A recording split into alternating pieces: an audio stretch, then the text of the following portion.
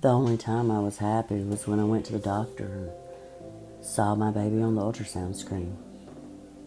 My baby was alive and well and waved at me through the screen.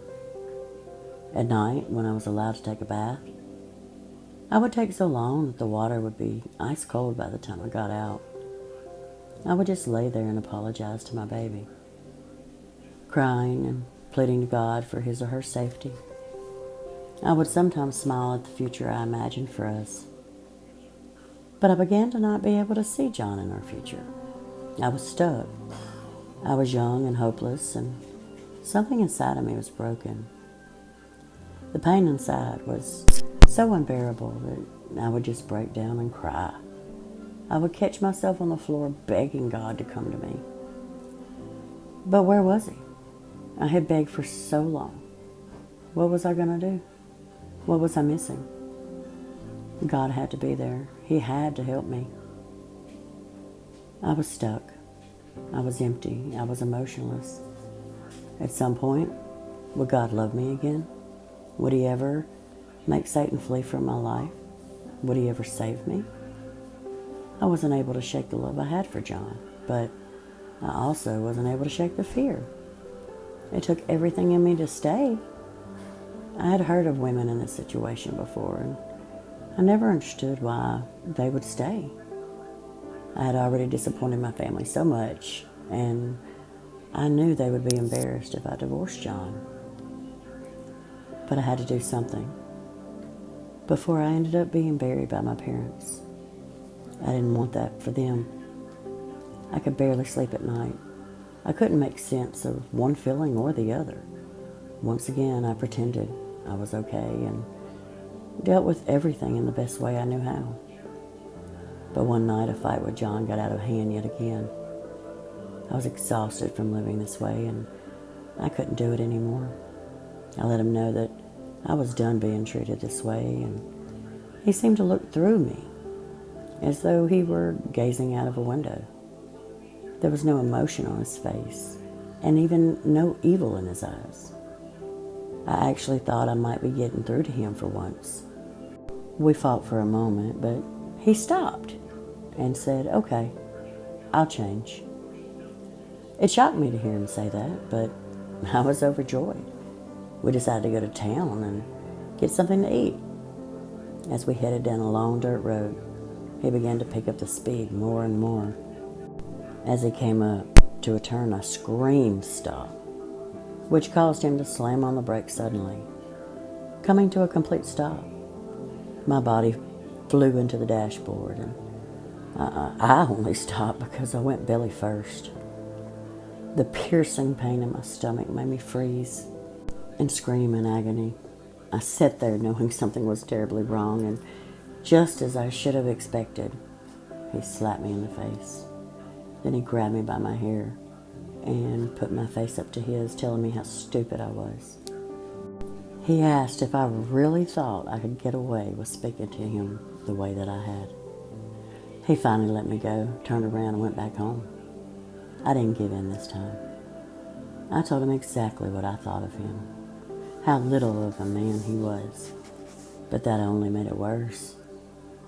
The fight went on and on. He threw furniture and destroyed our house. He threw me head first into our door, and this time I fought back, not just for me, but for my baby. At one point, he sat down, and I decided to try and calm him.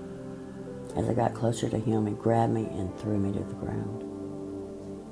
As I stood and walked away, I felt a pain that I had never felt before. I knew something was seriously wrong. I calmed myself quickly and said, "John, I'm in labor." He became even more enraged and called me a liar. He ran out of the house, jumped in the car, and left me. I had no phone. I had no one to go to. So I laid in my bed and prayed that I would be okay and that my baby would be okay. I prayed that he would come back and take me to the hospital. Surely I wasn't in labor, right? I needed help, and I was all alone. Only God could help me, but I didn't feel him anywhere around me. I was completely alone, but as always, I still prayed. I was still in pain the next morning, but I decided it was just soreness from the night before. And John called and we talked calmly. He apologized and wanted me to meet him so that we could talk. And I agreed, but I felt stupid. I knew that I still loved him, but I just couldn't understand why I couldn't let him go. How could I love him so deeply when he treated me this way? What was wrong with me? I longed for John to hold me and tell me he loved me, but even more, I wanted him to show me his love by not ever hitting me again. I somehow believed that day would come, if I could just hold out long enough.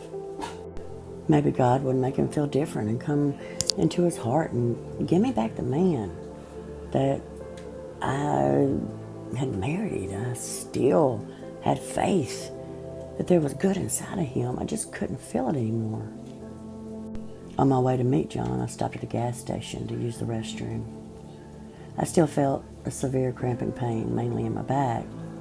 At first, I didn't think anything of it because I'd had back pain throughout my life. But as I went into the gas station, I saw my worst nightmare. But I decided that God would not let my baby die. I had begged for so long, and I knew that God would stop whatever bad thing was happening. I slowly and calmly walked out of that store with tears quietly streaming down my face, and I made my way to the local hospital. My dad was in a pain I'd never seen him in before. He begged me and pleaded with me to save my own life. As the tears streamed down my face and my heart broke and my screams finally calmed, I said, go get the doctor before I changed my mind. My dad was the only reason I decided to live through that day. He was the only reason I didn't give up on life, even though I knew that eventually I might regret it. The doctors and nurses came in and turned off the ultrasound, and they asked me if I was ready. They were calm, sweet, and had a lot of sympathy for me. I was a confused, sad, heartbroken girl who had only wanted to be happy and live for God. But living for God wasn't going to happen now. I still prayed and begged him hard, but he was taking my happiness after all this time. He was the one allowing this to happen, and I knew that I would never be the same. I still asked him to give me strength, but at the very same moment, I put my feet in position as I delivered. The doctors told me that my little girl was perfect in every way. She had my nose and bleach blonde eyebrows, and according to my oldest sister, she had my eyes and a perfect little face. I didn't get to see her while she was still alive. I fell unconscious as soon as she was delivered. My body had finally given out, and I slept for days before I come to. We named her Kendall, and when I thought about the fact that I didn't get to hold her or see her, it broke me even more. My world was shattered, and my heart was so damaged that I couldn't even breathe. My mind was foggy, and my thoughts wouldn't stop racing. I had no idea who I was anymore or what I was doing. I needed the only familiar thing I had left in my life, and that was John.